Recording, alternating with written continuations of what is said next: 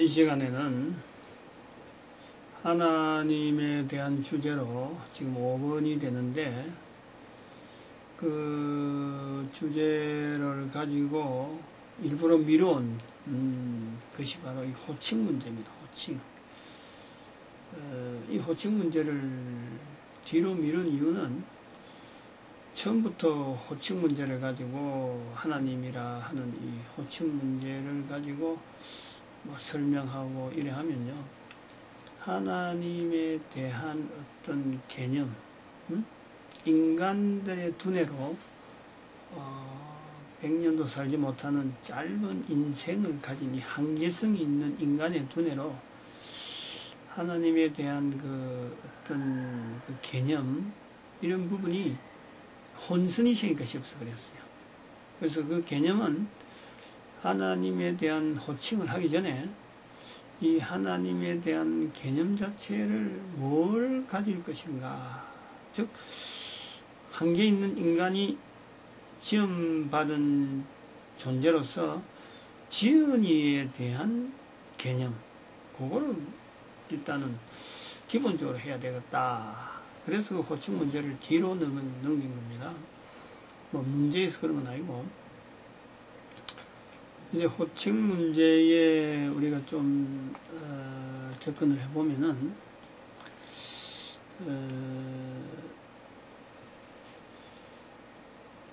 그 하나님의 그 부르는 그 지금 언어는 우리가 지금 한국 사람이잖아요. 한글이라고 하는 바탕 위에서 우리가 지으신 일을 부른단 말이죠. 그럼 한글이라고 하는 쓰는 그 이 한계, 이 언어 한계, 그러면 지으신 분은 지금 전 인구 69억 인구를 지금 우리가 염두에 둬야 되는 거예요. 그럼 69억 인구가 다 하나님으로 불러야 되느냐? 그게 아니죠. 그래서 호칭 문제를 뒤로 미룬 겁니다. 69억 인구가 각 나라 언어와 각 나라 문화 속에서 그 자기들이 주어진 어떤 그 지어신에 대한 어떤 부르는 여러 가지 표현을 가지고 부른다 그러면은 그게 한국에서 부르는 거나 똑같아요. 우리가 친한대로 뭐 성경에서 우리가 하나님이라 하는 표현을 씁니다만은 이 성경의 그 원어로 기록되어진 헬라어라든지 히브리어는 결코 이 하나님이 아니죠. 그래서 우리가 이 하나님이라는 호칭 문제 때문에 너무 이 어떤 하나님은 뭐 교회에서만 부른다, 하나님은 기독교에서만 부른 거다, 이렇게 할 필요가 없는 거예요. 69억 인구, 그전보다 지어진 거, 또 앞으로도 지어질 인간들, 모든 인간들의 지으신 분, 그 개념으로 우리가 부르자. 그것이 기본적으로 되어 있는 거예요. 그래서 우리가 아는 전 세계적으로 뭐 이렇게 알려져 있는 표현들 볼 때 그것이 다 무방하다 말이에요. 다 이슬람교에서 알라, 뭐 유대교에서만 여호와만 그 하나님이 아닌 거예요. 그럼 영어에서 God, God 할 때 이 표현 잘 해야 되는 거예요. 영어는 하나님도 God고 귀신도 God예요. 이거는 그 나라 사람들 아니면요, 그렇게 영어를 꺼내 쓰는 사람들 아니면 이 표현 관계가 힘들어요. 구분해서 하기 힘들어요. 지난번에도 말씀했지만 우리가 이 영어하고 우리하고 차이에서 바로 그런 것에서 나는 거예요. 표현은 대문자로 하나님이라 하고 표현했지만 이 부를 때에 이 혼선이 있는 거예요. 근데 우리는 그렇지 않는 거지. 그런 건 지난번에 한 거에 좀 다시 돌아가면 되고, 그래서 이제 뭐 일본에도 일본의 그게 감인가 그렇죠. 감이 또 이 한자어는 뭐 신 이래 나오는 거죠. 발음은 뭐 쓰기는 우리는 시인이라고 하지만 자기들은 또 다르게 부르겠죠. 그러면 지금 이 하나님이라는 호칭이 대체 우리는 여호와라 부르기도 한단 말이야. 야훼라 이래 부른단 말이야. 그 모든 언어의 이 개념 자체를 하나로 두면 되겠다. 지으신 분이다. 지으신 분. 미안합니다. 지으신 분이라 할 때, 그러면 우리나라가 쓰고 있는 하나님이라 이제 지으신 분에 대한 이 표현이 하나님밖에 없느냐? 뜻밖에도요? 있어요. 찾아보면 있어요. 또 그거를 분석해 보면은 가능합니다. 우리는 이 참 하나님이라는 언어를 가지고 종교락하는 이 분리를 하려고 하는데 이거 우리가 경계해야 됩니다. 종교를 구분하기 위해서 하나님이 아니에요. 그래서 절에 뭐 소위 말하는 불교락하는 종교를 가지고 또 기독교락하는 또 하나님이라 부르는 그 종교를 가지고 우리가 쓰니 너가 쓰니 이렇게 할 건 못 되는 거예요. 그래서 개념 자체가 중요해요. 그 개념 자체를 가지고 부른다면은 하나님이라 부른들, 알라라 부른들, 가드라 부른들 이게 다 똑같다. 내가 부르는 사람이 어떤 언어를 쓰든지 간에 그 속에서 나를 만드신 내가 이 땅에 있는데 존재하는데 그 코로 숨을 쉬는 동안에 부를 수 있는 지으신 자에 대한 호칭을 한다면은 불림을 받는 하나님은요 그거 다 수용합니다. 그거 어느 틀이라고 있어요. 절대 따지고 드는 분이 아니에요. 우리 그걸 생각해야 돼요. 그래서 이런 걸 두고 뭐 우리가 일반적으로 성경에 있는 표현을 통해서 그 지으신 분이 얼마나 우리가 지으신 자를 찾아야 되는지 그게 오히려 지으신 자가 지음받은 인간이 지으신 자를 찾는 그것이 갈망이 더해요, 실제로. 이제 안 부르니까 이제 그런 거지. 안 부르니까. 그래서 누구든지 응? 성경 말씀에 있기를 누구든지 하나님의 이름을 부르는 자는 하나님을 찾는 자는 하나님께서 만나주시겠다. 만나주신다. 그 가능한 거예요. 모든 사람에게 누구든지 가능한 거예요. 코로 숨을 쉬고 있는 인간이라면은 지으신 하나님 앞에 지으신 분에게 나아가서 부르는 것은요 어떻게 부르든지 하나님은 다 봐주겠다. 다 대답하겠다. 그래 있어요. 그래서 여기서 조금 이제 범위를 조금 종교락하는 범위를 조금 넣어보는 거예요. 응? 잘 들어야지. 이해를 잘해야 되고 이것 때문에 시비 걸지 말기를 바라요. 그래서 호칭을 뒤로 넣은 겁니다. 예를 들면 우리가 우리나라의 이 종교적인 이 흐름이 기독교락하는 것이 들어오기 전에 이 불교가 오래전부터 있었습니다. 오래전부터 있어요. 근데 불교 속에서 하나님을 찾을 수 있는 어떤 그게 없느냐? 불교는 완전히 우상이냐? 우상만 찾는 거냐? 불교 경전에 하나님을 부르는 호칭이 없느냐? 이것을 우리가요 놓치면 안 되는 거예요. 있어요. 있어요. 불교가 우리나라 들어온 때가 불교가 융성한 시절이 신라 시대라잖아요. 신라. 응? 그럼 고려 이래 넘어오거든요. 통일신라는 특별히 뭐 불교로 해서 넘어온단 말이에요. 그러면은 불교가 완전히 그런 석가모니에 의해서만 그 사상이 또 그러고 교훈이 전수되었느냐. 그게 이제 우리가 이 종교락하는 개념 자체를 갖고 너무 벽을 쌓아서 그렇지 이걸 한번 짚고 넘어가면은 우리는 굉장히 좀 혼란스러운 어떤 상황을 만나게 됩니다. 뭐냐면은 기독교라고 하는 하나님의 호칭을 쓰고 있는 기독교가 들어오기 전에 이미 신라시대 때, 고려시대보다 일찍이 신라시대 때에 이 불교 경전 속에 하나님에 대한 개념이요, 이미 오래전에 있어요. 포함되어 있어요. 이거를 불교 경전을 읽는 사람들도 이걸 좀 연구를 해야 돼요. 응? 연구를 해야 된다니까. 이게 종교적인 벽으로 해서 이건 나눠날 그런 문제가 아니에요. 우리가 이런 종교 흐름에 대해서, 기독교의 흐름에 대해서 우리가 지금부터 한 150년 전에만 보면 안 되는 게, 통일신라 시대의 지금 석굴암, 지금 석가의 모습을 지금 우리가 봅니다만은, 형상으로 해놨죠. 우상이라고 하고 그러는데, 실제로 그 속에서 들어간 자료들, 석가가 입은 옷이라든지, 옆에 서 있는 난상들의 여러 가지 자태, 옷은요, 그건 우리나라 옷이 아닙니다.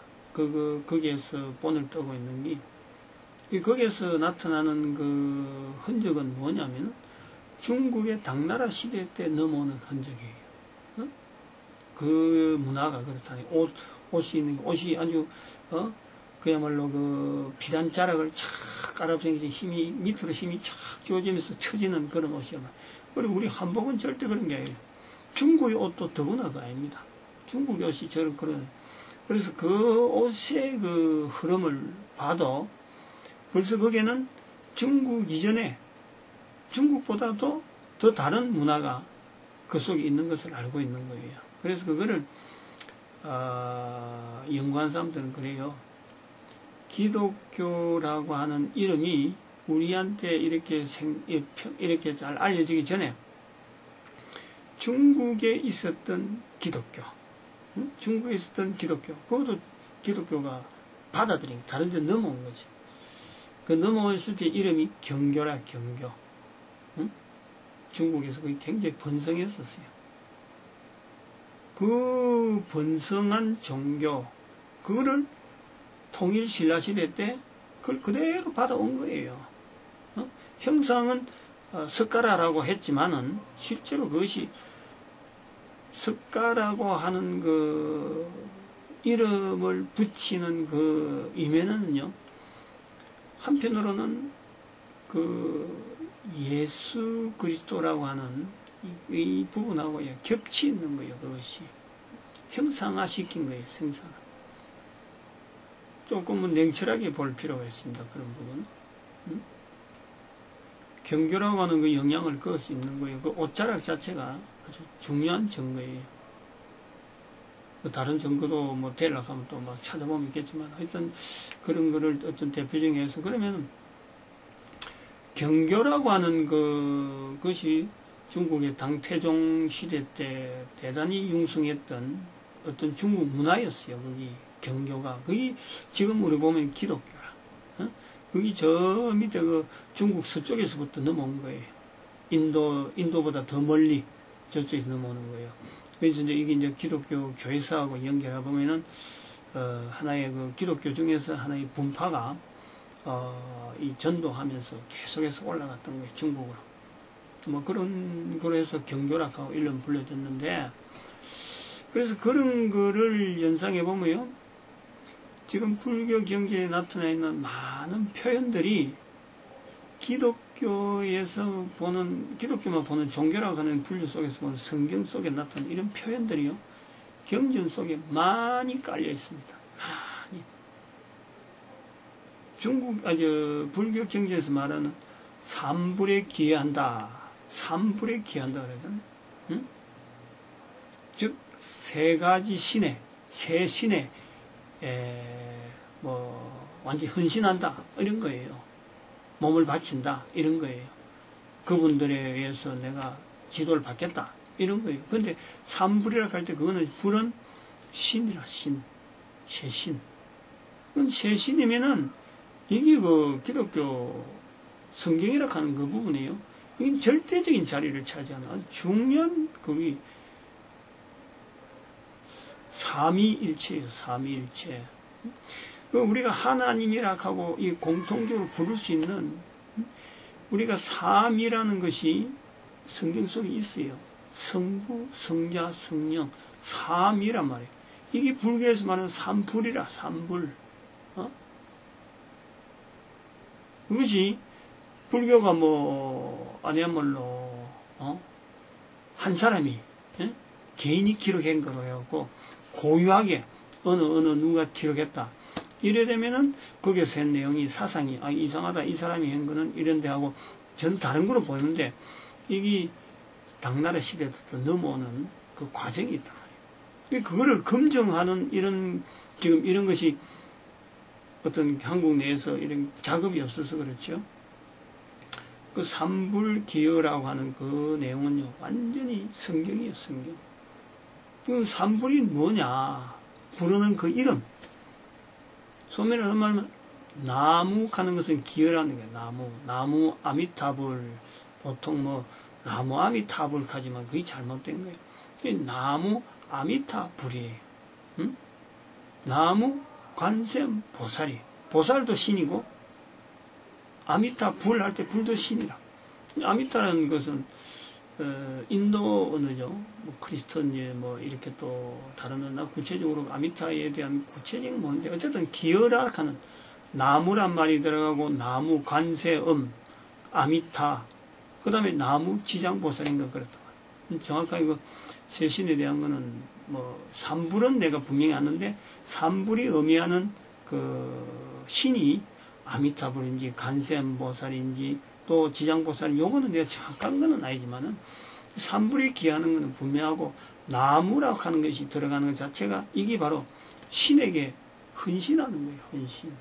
이 그 불교의 그 흐름은 철저하게 이 자기 어떤 이 훈련이잖아요. 그러니까 자기를 극도로 훈련화시켜서 그 신의 경지까지 어떤 찾아가겠다 하는 그런 내용이기 때문에요. 그 정신이나 그 자세는 좀 어설픈 어떤 기독교 지금 뭐 여러 가지 신도들 가르치고 하는 것보다요 훨씬 그게 우리가 더 따라가야 될 부분이라. 교회가 그걸 따라가야 될 부분이라. 성도들 하여금 철저히 어떤 신에게 기여하는 이런 자세는요. 이건 오히려 더 뒤처졌어요. 기독교가 뒤처졌다. 그런 부분에서. 그래서 나무, 아미타, 불 이럴 때에 만드신 분이란 말이야. 그 개념을 그런 데 이해할 수 있다는 거죠. 개념이 왜 필요하냐? 호칭에서 떠나서 개념 자체가 이게 어떤 그 자기가 그냥 뭐 아무 뜻도 없이 그냥 하면은 그건 연불이라. 아무것도 없어요. 연불. 그냥 뭐 이제 연불이란 말도 사실 좋은 말인데 소위 말해 신을 생각하는 그런 그 자꾸 계속 중얼거리는 건데 그것이 뭐 보통 사람들이 아무 내용도 없는 그런 말을 연불이라 하는 그런 해서 좀 제가 표현을 좀 그렇게 해서 좀 미안한데 그 자체가요 그런 개념을 가지고 본인들이 하나님이라는 말 대신에 아미타불 하고 해도 같다는 거지. 관세음 보살. 관세음이라는 게 뭡니까? 관 보는 거고 세상의 소리를 듣고 보는 거예요. 듣고 보는 거예요. 세상의 소리에 관심을 두고 세상 속에 들어오는 그분이 누구냐? 바로 예수님이라. 떨어진 게 아니라 지장이라고 하는 건 지혜와 어떤 그 장이라는 뜻은 또 뭐 제가 분명하지는 뭐 또 잘못할지는 모르지만 어떤 성경에 말하면 카운셀러죠. 성령님을 말하는 거예요. 성령님. 이런 것이 이 한글이라 하는 이 토대에서 사용하지만 서로 간에 어떤 그 개념 자체가 공통된 부분을 낳지 않고 각각 다르게 사용하면서 하니까 전혀 다르게 두는 거지만 실제로 우리가 한글 속에서도 하나님이라 하는 언어 대신에 나를 지으신 분에 대한 어떤 접근으로 볼 때는 또 다른 언어를 우리가 볼 수 있다. 이 개연성을 두고 있어요. 괜히 뭐 싸우려고 한쪽에서 하나님 가면 우리는 관세음보살이다. 이렇게 둘 필요가 없어요. 그게 그래서 개념이 필요하다. 개념이 필요한 거죠. 그러면은 그 하나님이라 부르고 관세음보살이라 부르는 이런 호칭 문제만 그러면 다르다고 해서 같은 개념을 두고 부른다 하면은 그러면은 아니야말로 그 나무 기여가 되어지고 산불에 기여한다 기여해지는 것이 되느냐? 호칭만 가지고 부른다고 그러면은 인간적인 근본적인 그 어떤 하나님께서 불러라 그러면 내가 이렇게 응답하겠다 할 때에 그 통로가 통해지느냐? 여기에 계속해서 말씀하시면은 지으신 분을 인정하지 않는 인간의 근본적인 자리가 있는 거예요. 인정하지 않는. 말은 부르지만은 불러도 대답하지 못하는 한계가 있는 거예요. 거기 간격이 있는 거예요. 간격. 그게 바로 누구든지 가지고 있는 죄라는 거예요. 죄. 그 죄의 이 벽이, 죄의 이 갭이 인간과 하나님 사이를 갈라놓은 거예요. 근데 이 죄의 길을 어떤 죄 자체에 대한, 죄의 길을 한다. 이 죄라고 하는 이 갭을, 이거 자체를 무시하고 인간 쪽에서 계속해서 부르기만 바라고 나를 지으신 뭐야? 저쪽에서 아무 응답이 없어요. 아무 응답. 그래서 그 아무 응답이라는 것은 인격적인, 내하고 인격적인 교제입니다. 인격적인 교제. 그냥 우연히 된 거로만 생각하지 실제로 나를 지으신 분에 대한 분이 나를 이렇게 응답하고 있다 하는 이런 인격적인 님이라고 불러줄 수 있는 인격적인 관계는요 안 되는 거예요. 그 통로 모든 인간들이 다 죄가 있는데 하나님에게 도달할 수 있는 그 길이 하나님께서 만들어 놓으신 길, 그 길이야만 된다. 그래서 길이 오직 한 길이다. 하나님 부르는 그 자체가 하나님 한 분이라고 하는 그 어떤 고유한 그것도 있지만요, 인간이 도달할 수 있는 길은요 하나밖에 없는 거예요. 하나님이 만들어 놓은 길밖에 없는 거예요. 근데 그거를 하나님이 만든 길이 아니고 사람이 만든 길을 이기도 갖다 대고 저기 갖다 대봐야 착각이지, 착각. 그렇게 근히 하는 거지 실제로 인간과 하나님과 사이에, 지음받은 인간과 그 지으신 그 하나님과 사이에서 도달할 수 있는 길은 하나님께서 만들어 놓으신 그 길만이 되는 거예요. 그래서 우리가 호칭 문제를 가지고 왈가왈부 할 것이 아니라 지음받은 인간이라고 하는 이 본연의 자세와 이 인간이 가지고 있는 또 공통적인 모든 인간들에게 적용되어지는 이 죄성, 죄 문제, 이 일 자체를 하나님, 지으신 하나님께서 어떻게 해결하시는가 하는 그 길을요 우리가 인정해야 되는 그런 그 이름이 바로 이 하나님이라 하는 호칭 속에 있고, 앞으로도 뭐 그런 걸 알고도 만약 그 길이 분명하고 하나님 만들어 놓으신 길에 분명히 들었었다. 그래서 말이죠, 하나님을 부를 때 지으신 분이고 내가 그 길에 분명히 들어선 것으로 해서 아미타불이라 불러도요 괜찮아요. 저는 그래 봐요.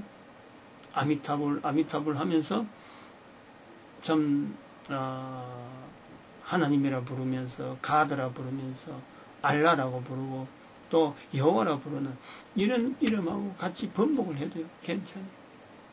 저는 그래 봐요.